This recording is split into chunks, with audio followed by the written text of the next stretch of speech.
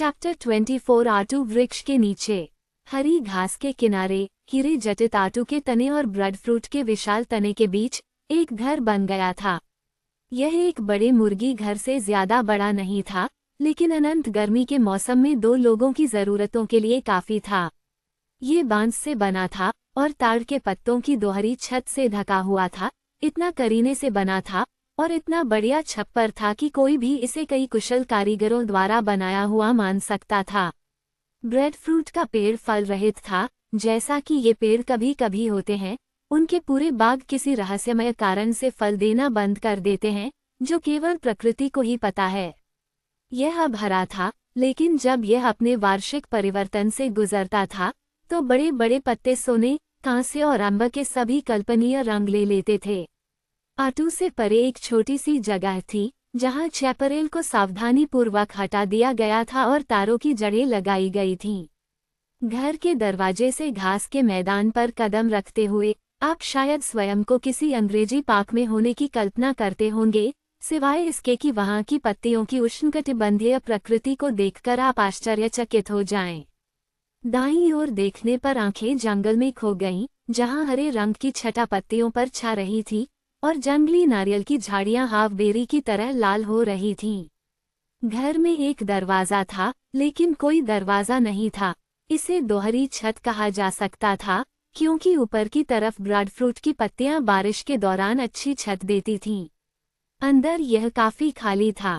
सूखे, मीठी महक वाले फर्न फर्श को ढांके हुए थे। 2 पाल लुढ़के हुए दरवाजे के दोनों ओर रखे हुए थे। एक दीवार से एक बेढंगा शेल्फ जुड़ा हुआ था और शेल्फ पर नारियल के छिलके से बने कुछ कटोरे रखे हुए थे। जाहिर है कि यह जगह जिन लोगों की थी, वे अपनी उपस्थिति से इसे ज्यादा परेशान नहीं करते थे। इसका इस्तेमाल केवल रात में और ओस से बचने के लिए करते थे। दरवाजे के पास घास पर बैठी ब्रेड फ्रूट की छाया में फिर भी दोपहर के सूरज की गर्म किरणें उसके नंगे पैरों को छू रही थीं, एक लड़की थी। 15 या 16 साल की लड़की, नग्न, कमर से घुटनों तक पहुंचने वाली रंगीन धारीदार कपड़े की एक लहंगा के अलावा उसके लंबे काले बाल माथे से पीछे खींचे गए थे और लोचदार बेल के एक लूप के साथ पीछे बंधे थे। एक लाल रंग का फूल उसके दाहिने कान के पीछे चिपका हुआ था, क्लर्क की कलम की शैली में।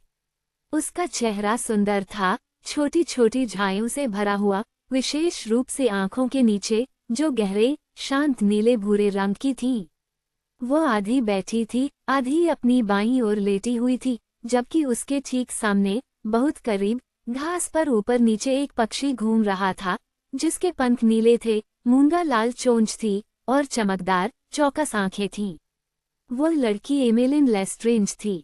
उसकी कोहनी के पास आधा नारियल से बना एक छोटा कटोरा रखा था और उसमें कुछ सफेद पदार्थ भरा हुआ था, जिससे वह पक्षी को खिला रही थी।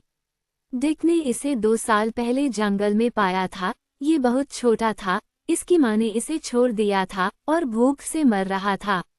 उन्होंने इसे खिलाया और पालतू बनाया और यह अब परिवार का एक सदस्य था। रात में छत पर रहता था और भोजन के समय नियमित रूप से दिखाई देता था।